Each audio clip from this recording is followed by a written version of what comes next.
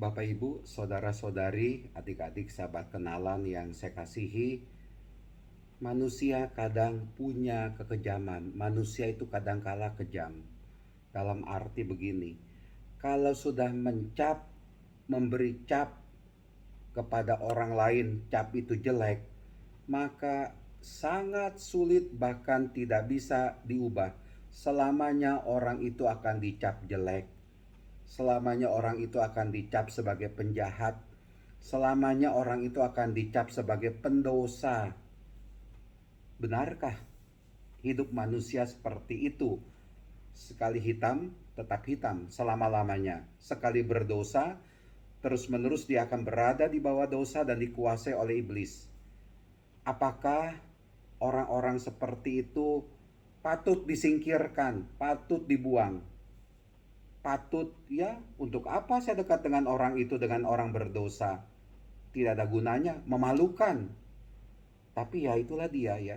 Saya mau mengatakan itulah kekejaman manusia-manusia saat ini, termasuk juga orang yang beragama. Orang beriman tidak punya pandangan negatif seperti itu. Tapi orang beragama bisa saja punya pandangan negatif dan selamanya negatif terhadap orang lain. Hari ini kita dalam gereja adalah pesta Santa Maria Magdalena.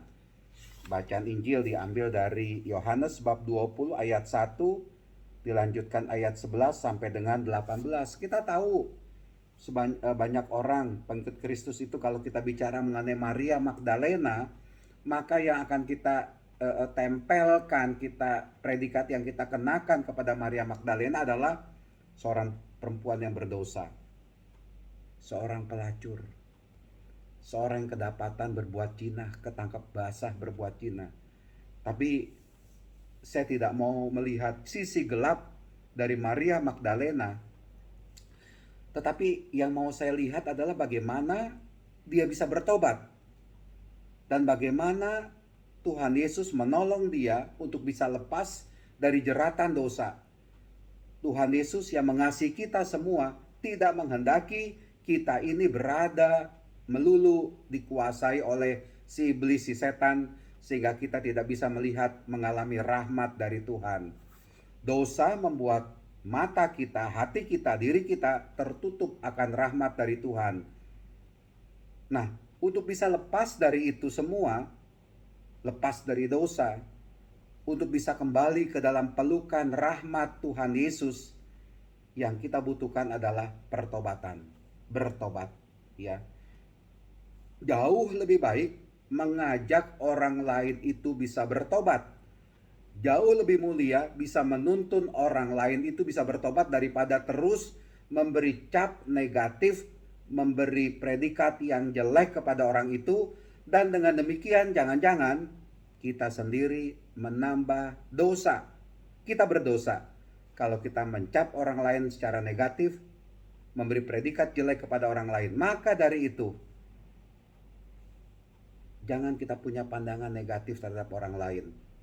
Pahamilah orang lain, berempatilah terhadap orang lain.